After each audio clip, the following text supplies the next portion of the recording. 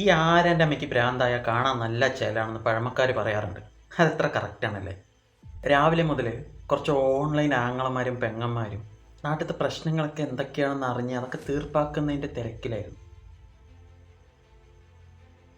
Instagram തുറക്കാൻ പറ്റണില്ല, കാരണം മൊത്തം ചർച്ചകളാണ്. ഹൈക്കോടതിയിലും സുപ്രീം കോടതിയിലും നടക്കുന്ന കേസുകളേക്കാൾ വലിയ വലിയ കേസുകളാണ് ഇവിടെ തെളിയിച്ചുകൊണ്ടിരിക്കുന്നത് ഓരോരുത്തന്മാർ, അല്ലെങ്കിൽ ഓരോരുത്തികൾ.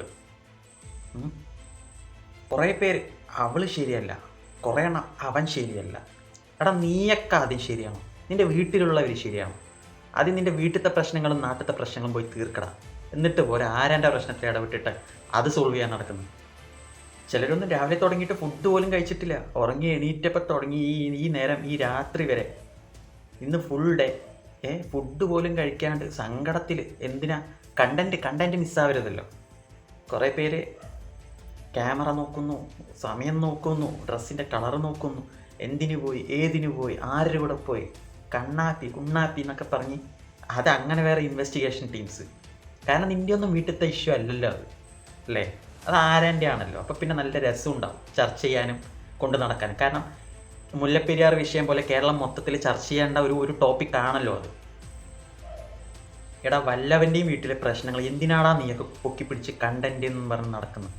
അവരെന്തോ ആയിക്കോട്ടെ, അവൾ പോവുക, അവൻ പോവുക, ആരുടെ കൂടെ എന്തിനോ എന്തോ ആയിക്കോട്ടെ, നിന്നെയൊക്കെ ബാധിക്കുന്ന പ്രശ്നമാണോ അത്? ആണോ? അല്ലല്ലോ. ഒരുത്തൻ്റെ അക്കൗണ്ട് നോക്കിയപ്പോൾ രാവിലെ തുടങ്ങിയിട്ട് 5-6 വീഡിയോസാണ് ഈ ഒരു ടോപ്പിക്കിനെ കുറിച്ചിട്ട്. അവൻ രാവിലെ ഭക്ഷണം പോലും കഴിച്ചിട്ടുണ്ടാവില്ല ഈ നേരം വരെ. അവൻ്റെ വീട്ടിൽ പിള്ളേരുണ്ടോ, അച്ഛനുണ്ടോ, അമ്മയുണ്ടോ, പെങ്ങന്മാരുണ്ടോ, ആങ്ങളന്മാരുണ്ടോ, ഒന്നും അവൻ കണ്ടിട്ടേ ഉണ്ടാവില്ല. കാരണം കണ്ടൻറ് ഉണ്ടാക്കണ തിരക്കാണ് കണ്ടൻറ് ഉണ്ടാക്കണ ഇത്. പ്രബുദ്ധ മലയാളികൾ, പ്രബുദ്ധ കേരളം, അണ്ണാങ്കട്ട.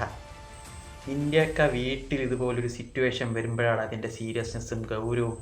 അത് അവർക്ക് എത്രത്തോളം, നീയൊക്കെ ഇങ്ങനെ വീഡിയോ എടുത്ത് നിൻ്റെ കണ്ടൻറ്റിന് വേണ്ടി നീയൊക്കെ ഇത് ചെയ്യുമ്പോൾ ഇത് ബാധിച്ചവർക്കറിയോടാ അതിൻ്റെ സീരിയസ്നെസ്സും എത്രത്തോളം വിഷമം ഉണ്ടാക്കുന്നു, ഗൗരവം ഉണ്ടാക്കുന്നതാണെന്നുള്ളത്.